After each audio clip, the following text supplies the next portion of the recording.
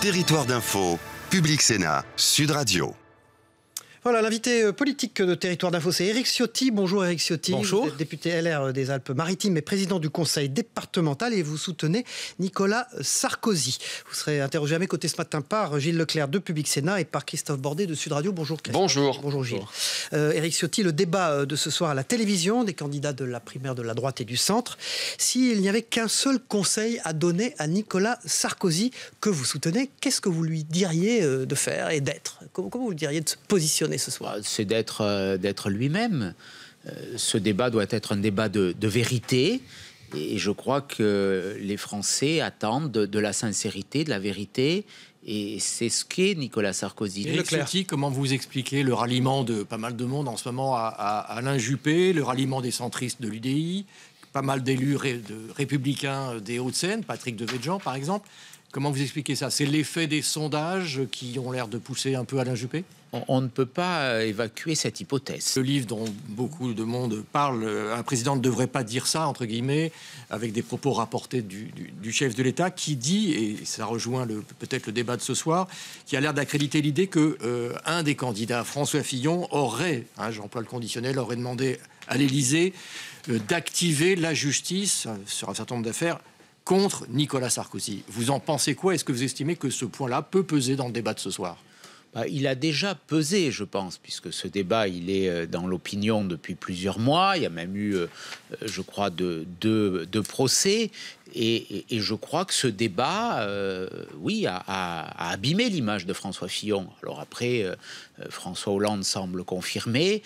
Bon, je dirais. Je rappelle, vous l'avez soutenu, François Fillon. Oui, ça vous étonne ou pas? Avec Jean-François Copé. Je l'ai soutenu face à Jean-François Copé dans la campagne de l'UMP. Moi, ce qui m'étonne et ce que je conteste, ce que je regrette, c'est que la justice soit instrumentalisée, voilà, à des fins politiques.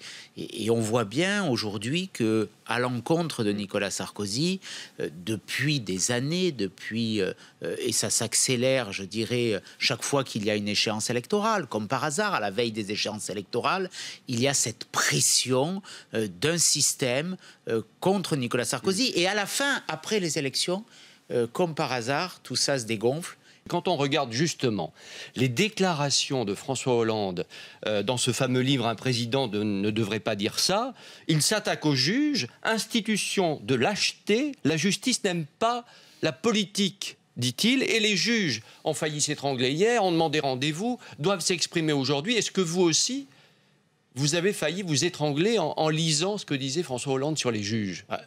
En lisant, j'ai pas encore lu ce livre, mais du moins en regardant et en lisant les bonnes feuilles et les commentaires, ce livre est ahurissant. Est-ce que les juges sont des lâches? Est-ce que vous pensez la même chose que François Hollande? Sûrement pas. Sûrement pas. Comment porter une appréciation sur l'autorité judiciaire lorsqu'on est chef de l'État et lorsqu'on tient des discours publics tellement différent. Ce qui me choque dans ce livre, c'est le cynisme qu'il traduit, qu'il dessine de François Hollande. Il y a le discours privé et puis il y a le discours public. Que de contradictions sur l'immigration. Ça veut dire qu'il connaissait la gravité du sujet et que volontairement, pour des raisons politiques, il a fait l'inverse. Sur l'islam. Oui, il y a trop d'immigration illégale. Oui. Mais il favorise l'arrivée de l'immigration illégale.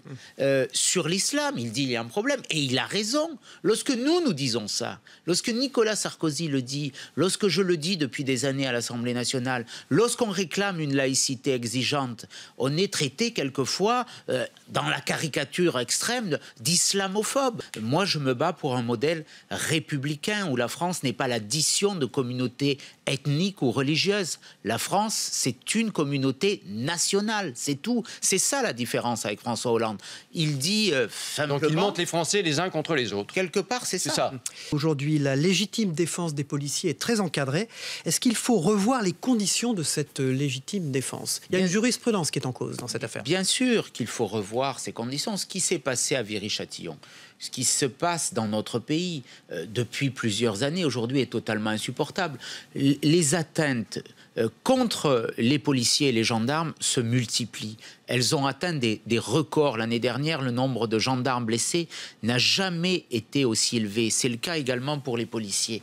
Il faut mettre un coup d'arrêt à cette dérive. Il faut protéger ceux qui nous protègent. Il faut les soutenir et non pas introduire la défiance. J'ai vu hier que M. Cazeneuve portait plainte, enfin, contre les tags qui appelaient à la mort de policiers à la Sorbonne.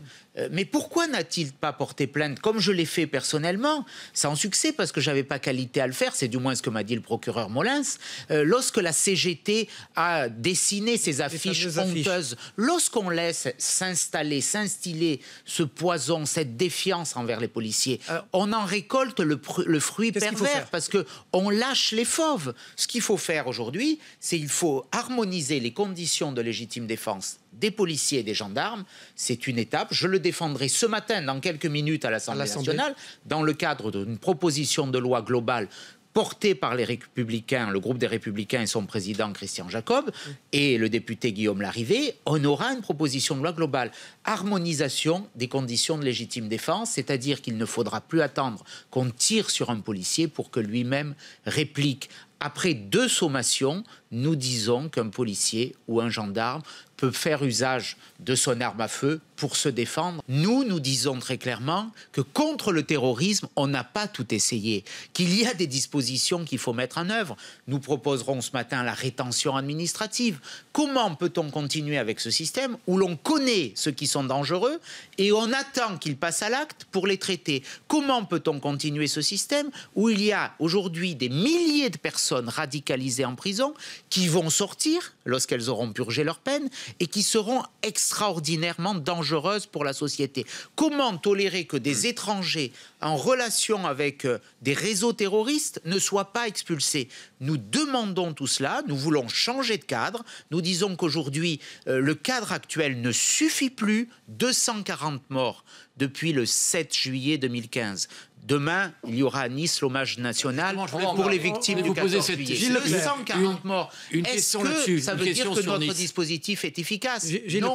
Gilles Ciotti, dans quel climat va se dérouler cette cérémonie vendredi avec le président de la République à Nice? Ça sera un rassemblement en dehors de tous les clivages politiques, c'est ça que vous souhaitez? Bien sûr, ça sera un climat de très grande émotion. L'émotion, la douleur, la gravité habitent l'état d'esprit des Niçois depuis le 14 juillet. Le climat reste marqué par cette blessure l'émotion que la colère tragique. Et il y aura cette cérémonie qui sera ouverte aux victimes, pas à tous les Niçois. L'Élysée l'a voulu comme cela, mais bien entendu, je souhaite que cette cérémonie, et elle le sera, se déroule dans la plus grande dignité, en respect pour les victimes. Gilles Leclerc. Les conditions de détention du prisonnier Salah Abdeslam, aujourd'hui, ont conduit les avocats à ne plus assurer leur défense. Ils se plaignent des conditions de détention. Est-ce que c'est la bonne méthode, l'isolement complet comme ça? Oui, naturellement. Oui, pour vous, il n'y a pas d'autre... C'est la bonne méthode. On voit ce qui s'est passé avec la personne qui a été arrêtée en Allemagne. Donc, il faut une protection totale. Et donc, la méthode qui a été utilisée, et je souhaite qu'elle soit encore plus forte, parce que manifestement, on a su qu'il y avait eu des contacts entre Abdeslam et d'autres prévenus ou détenus. Ce n'est pas acceptable. Donc, il faut l'isolement. Nous le demanderons d'ailleurs ce matin. La radicalisation en prison est aujourd'hui une inquiétude majeure. Lorsque vous parlez à des magistrats, ils disent que le grand danger en matière de terrorisme, c'est la prison aujourd'hui. Et même ce qui peut se passer en prison. Il y a eu des actes très graves cet été. Il y a eu Osni. C'est un bouillon aujourd'hui extraordinairement dangereux, la prison. Là aussi, il faut des moyens. Là aussi, il faut réagir. Il faut rompre avec la naïveté. Il faut l'isolement. Isolement dans des quartiers spécialisés, mais isolement entre eux aussi des détenus. Autrement, on crée des réseaux. Éric Ciotti, nouvelle polémique à Béziers autour de son maire Robert Ménard. Des affiches anti-migrants sont visibles dans la ville depuis hier. Vous en pensez quoi? On les voit derrière vous, ces affiches.